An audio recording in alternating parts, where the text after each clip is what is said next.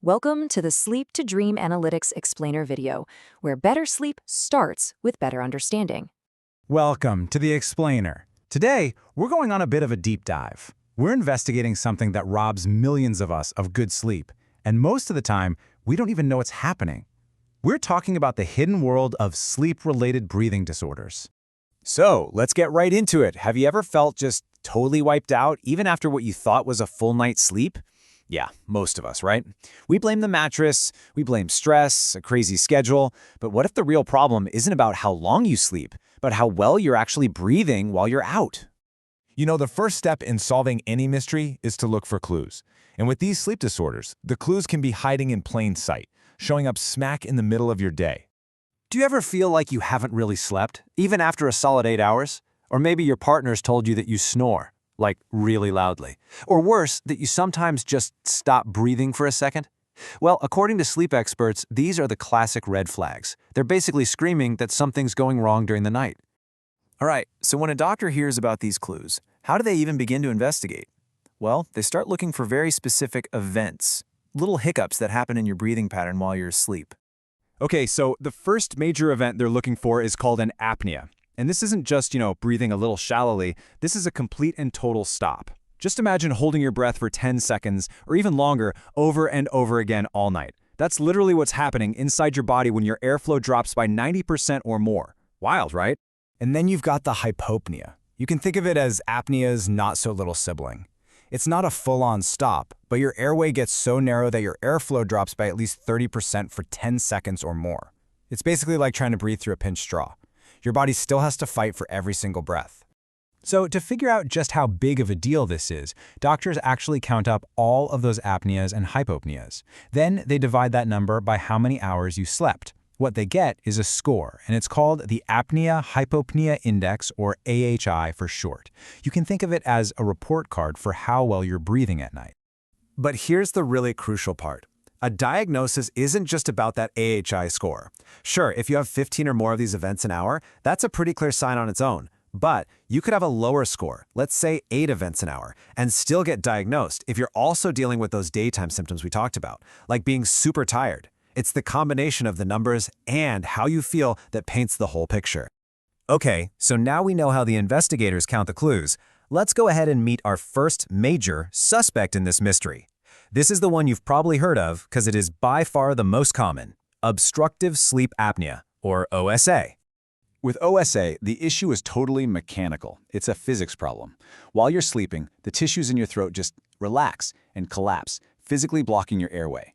Your brain is doing its job, it's sending the breathe signal, but the air just can't get past the roadblock. And this is the thing to really wrap your head around.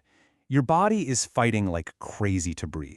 Your brain is yelling breathe, and your diaphragm and chest muscles are working overtime, trying to pull air in, but nothing's getting through because the path is blocked. It is literally a traffic jam in your throat, and your body is just stuck there, revving the engine, going nowhere. But what if the problem isn't a physical blockage at all? What if the traffic jam isn't on the road, but way back at the command center? Well, that brings us to a whole different category of these disorders. And this, right here, is probably the single most important thing to understand. With obstructive apnea, your body is trying to breathe, but it can't because the airway's blocked.